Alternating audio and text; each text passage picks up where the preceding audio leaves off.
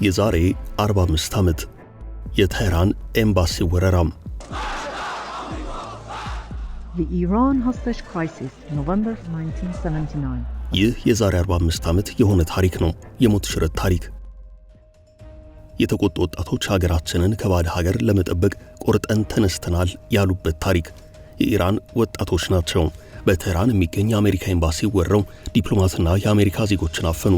የድርጊት ባያለው ሀገር ፖለቲካ ውስጥ ትልቅ መንገጫገጭ ፈጠረም። ታጋቾችን ለማስለቀቅ የተላኩ ኮማንዶዎች አየር ላይ ቀልጠው ቀሩ። ፕሬዝደንቱ ከነጩ ቤተ መንግስት ተባረሩ። ዋሽንግተን በአንድ እግሯ ቆመች። የኢራንና አሜሪካ ወዳጅነት ላይ ጠገን የተሰበረው ላይ ቀጥል የተቆረጠው በዚህ ቀን የዛሬ 45 ዓመት ነበረም። ሙሉ ታሪኩን እነሆም። The Iran hostage crisis, November 1979, when Iran's student revolutionaries stormed the US embassy.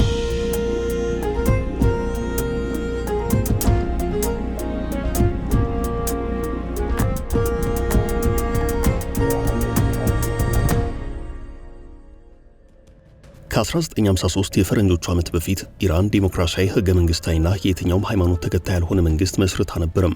አሜሪካ ግን በኢራን ቁማር መጫወት ፈለገችና ዲሞክራሲያዊ መሪዋን ነጠቀቻት። የአሜሪካው CIA እና የእንግሊዙ MI6 ከኢራን ንጉሳዊ ቤተሰቦች ጋር በጋራ ባቀነባበሩትና በበላይነት በመሩት መፈንቅለ መንግስት በኢራን ታሪክ የመጀመሪያው ዲሞክራሲያዊ መሪ የነበረው ጠቅላይ ሚኒስትር መሐመድ ሙሳዴቅ ከስልጣን ተወግደው ንጉስ መሐመድ ሬዛ ወደ ስልጣን መጣም። ይህ እውነት አሜሪካ ዲሞክራሲና ነዳጅ በአማራጭነት የቀረቡላት እንደሆነ ምርጫዋ ነዳጅ እንደሆነ ያሳየችበት የመጀመሪያው መፈንቅለ መንግስት ነው ይባላል። ኋላ ላይ ልማድ አድርገውታል። የመፈንቅለ መንግስቱ ምክንያት ሙሳዴቅ የኢራንን የነዳጅ ገበያ ተቆጣጥሮ የነበረው የእንግሊዝ ነዳጅ ካምፓኒ ከገቢው ከፍ ያለ ድርሻ ለኢራን ህዝብ ማካፈል አለበት ብሎ መወሰኑ ነበረም። የእንግሊዙ ድርጅት ፈጽሞ ይህንን ለማድረግ ዝግጁ እንዳልሆነ በመግለጹ ሙሳዴቅ ኩባንያውን ከኢራን አባሮ ነዳጅ አውጥቶ የመሸጡን ሥራ መንግስት እንዲረከብ አድርገም። ያው አሜሪካና እንግሊዝ እንዲች ያለ ጨዋታ እንደማይወዱ ይታወቃል። በምላሹ የእንግሊዝ መንግስት በዓለም አቀፍ ደረጃ የኢራን ነዳጅ እንዳይሸጥ በማድረግ ጥረት ጀመረም። ሙሳዴቅ ግን ሸብረክ አላለም። ስለዚህ የአሜሪካና የእንግሊዝ መንግስታት አሊያም ደግሞ የገንዘብ ጥቅማቸው ማስጠበቅ የፈለጉት ድርጅቶች CIA እና MI6ን በመጠቀም መፈንቅለ መንግስት አሰናድተው ጠቅላዩን ገለበጡ። እስከ 2013 ድረስ CIA በመፈንቅለ መንግስት መሳተፉን ሲክድ ቆይቷል። በ2013 ግን በፊት ሚስጥር የነበሩ ሰነዶችን ይፋይ በማድረግ በመፈንቅለ መንግስቱ ቁልፍ ተሳትፎ እንደነበረው አምኗል። የCIA መግለጫ እንደሚለው ድርጅቱ መፈንቅለ መንግስቱን በማስተባበር በመምራት ተባባሪዎችን በማሰባሰብ መፈንቅለ መንግስቱን የሚደግፉ ፕሮፓጋንዳዎችን በመንዛት CIA ቁልፍ ሚና ነበረው። በመግለጫው መሰረት CIA በኢራን አሉ የተባሉ ወንበዴዎችና የማፊያ ቡድኖችን በገንዘብ በመግዛትና ሰላማዊ ሰልፍ በማስወጣት መፈንቅለ መንግስቱን ህዝባዊ ድጋፍ ያለው ለማስመሰል ሞክሯል። በተጨማሪ ደግሞ መፈንቅለ መንግስቱ በከፍተኛ የስልጣን ደረጃ ባሉ ሰዎች ፍቃድ የተሰጠበት ነው ሲል ተናግሯል። በጠቅላዩ ቦታ ንጉስ ወይንም በኢራናውያን አጠራር ሻህ መሐመድ ፓህላቪ ወደ ስልጣን መጥተው ለ26 ዓመታት የኢራንን ህዝብ ሲያጎሳቁሉ ኖረዋል። በአንጻሩ የእንግሊዝና የአሜሪካ ከበርቴዎች ደግሞ ነዳጃቸውን አስመለሱ። በእንግሊዝ ኩባንያዎች ብቻ ተይዞ የነበረው የነዳጅ ገበያ ሌሎች 7 የአውሮፓና የአሜሪካ ተቋማት ተቀላቅለውት 8 ድርጅቶች ጥምረት የሚቆጣጠረው ሆነም። ኢራን ከእስራኤልና ከጊዜው ቱርክ መንግስት ጋር በመሆን አሜሪካ በመካከለኛው ምስራቅ የምትቆጣጠርበት ሶስትዮሽ አካል ሆነች። ከዚያ በኋላ ነው የዛሬ 45 ዓመት የተከናወነው የኢራናውያን ወጣቶች የሞት ሽረት ትግል የድል ክብርና የማንነትን መጠበቅ ታሪክ የተከናወነው። ጊዜውና ታሪኩ እንዲህ ይታወሳል። በኢራን ወጣቶች የታገቱባትን ዜጎች ለማስለቀቅ አሜሪካ የላከቻቸው ወታደሮች ግዳጃቸው ሳይሳካ ሙትና ቁስለኛ ሆነው ተመለሱ። ይህም በ1972 ዓ.ም በዛሬው ቀን እየተከናወነ ነው። የኢራኑ ንጉስ ከስልጣናቸው ተሰናብተው ከተሰደዱ በኋላ የኢራን ዩኒቨርሲቲ ተማሪዎች በአሜሪካ ኤምባሲ ከበው በውስጥ ያሉትን ሁሉ አገቱ። ተማሪዎቹ ኤምባሲውን የከበቡት አሜሪካ ንጉሱ እንዲያመልጡ ረድታለች ብለው ነው። አዲስ የተመሰረተ እስላማዊ መንግስት መሪ የሆኑት አያቶላ አሊ ሐሚኒ እገታውን ከተማሪዎቹ ተቀብለው በእርሳቸው ቁጥጥር ስር አድርጉ። የአሜሪካ ዜግነት የሌላቸውንና ሴቶችን ለቀው 52 አሜሪካውያን ግን ታግተው እንዲቆዩ አድርጉ። አሜሪካ ዜጎቿን ለማስለቀቅ የዲፕሎማሲ ጥረት ብታደርግም አልተሳካላትም። በስድስተኛው ወር ታጋቾችን ለማስለቀቅ ኮማንዶች እንዲሰማሩ ፕሬዝዳንት ጂሚ ካርተር ትዕዛዝ ሰጡ። በአሞራ ጥፍር በሚል የዘመቻ ስያሜ ለግዳጅ 8 ሄሊኮፕተሮች ከተሟላ የኮማንዶ ወታደርና ትጥቅ ጋር ተዘጋጁ።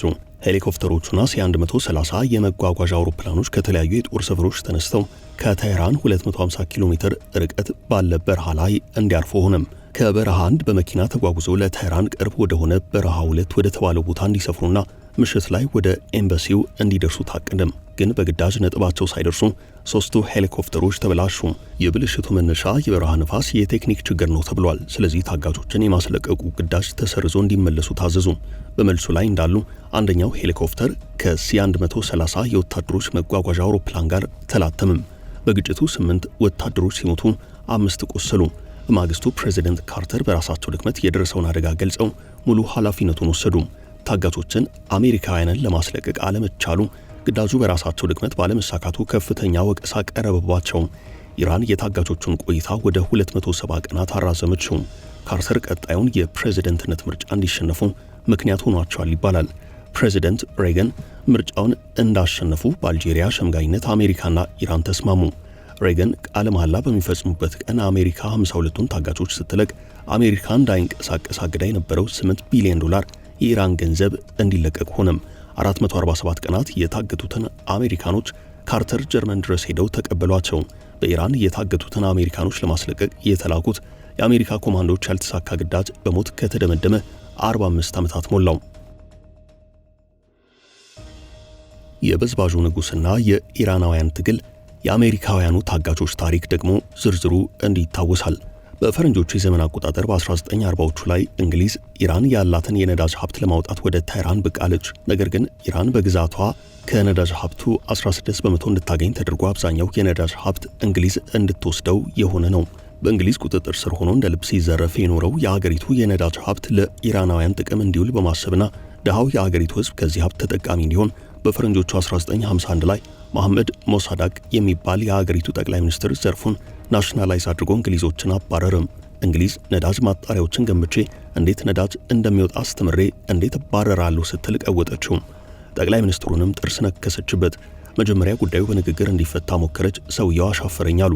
ያኔ እንግሊዝ ከአሜሪካ ጋር ተመሳጥራ ሰውየው ላይ መፈንቅለ መንግስት አካሂዳ እስር ቤት አስወረወረችው። ፖለቲካዊ ሻጥሩ የጀመረው እዚህ ጋር ነው። እንግሊዝና አሜሪካ ለራሳቸው የሚመች የሀገሪቱን የነዳጅ ሀብት እንዲዘርፉ ፈቃድ የሚሰጣቸውን ንጉስ አስቀመጡ። ሰውየው ንጉስ መሐመድ ሬዛ ሻህ ይባላል። ንጉሱ ከአሜሪካና የአውሮፓ መንግስታት ጋር ሸሪክ ስለሆነ ባልተለመደ መልኩ ኢራን ውስጥ ስር ነቀል ለውጦችን ማምጣት ጀመርም። ሀገሪቱ አደገች፣ መሰረተ ልማት ተስፋፋ። የሀገሪቱ የነዳጅ ሀብት በቢሊዮን ዶላሮች መምጣት ጀመረ። በእርግጥ ንጉሱ ከዚህ ውስጥ አብዛኛውን እንደዘረፈው ይነገራል። ለማንኛውም ለውጡ ሀገሪቱን የምዕራቡ ዓለም ገጽታ እንዲኖራት አድርገም። ትምህርት ተስፋፋ። ሴቶች የመምረጥ መብት እንዲኖራቸው ተደረገም። ብዙ ገደቦች ተነሱ። ኢራን ሚድል ኢስት ውስጥ የምትገኝ ሌላ አሜሪካ ሆነች። የአሜሪካ ባህል፣ ቋንቋና የአኗኗር ዘይቤ የኢራንን ህዝቦች መዋሃድ ጀመረም። ብዙዎች ይህንን ለውጥ አሜሪካኒዝም ሲሉ ጠርተውታል። ብዙ ኢራናውያን በዚህ ደስተኞች አልነበሩም። በተለይ የሀገሪቱ የእስልምና መሪዎች ክፉኛ ተቆጡ። ንጉሱ ሀገሩን ሸጧል፣ የአሜሪካ ፓፔት ሙሰኛ ሆኗል፣ የኢራናውያንን ታሪክና ባህል እንዲጠፋ ለአሜሪካ እንዲስፋፋ በር ከፍቷል፣ ከዛ አልፎ የሀገሪቱን የነዳጅ ሀብት አዘርፎ ይበልጥ ህዝቡን አደህይቷል በማለት አመፅ ተቀሰቀሰበት። በ1979 ንጉሱ ሸሽቶ ወደ አሜሪካ ገባም። የወቅቱ የአሜሪካው ፕሬዝዳንት ጂሚ ካርተር ጥገኝነት ሰጡት። በዚህ መሃል ይህንን የህዝብ አመፅ ሲመሩ የነበሩት አያቶላ ሮሆላ ሐሚኒ ከፈረንሳይ ወደ ሀገራቸው ተመለሱ፣ ማለትም ወደ ኢራን። ከዛ በዛው ዓመት በ1979 ጀምሮ ኢራን ኢስላሚክ ሪፐብሊክ ኦፍ ኢራን ተባለች።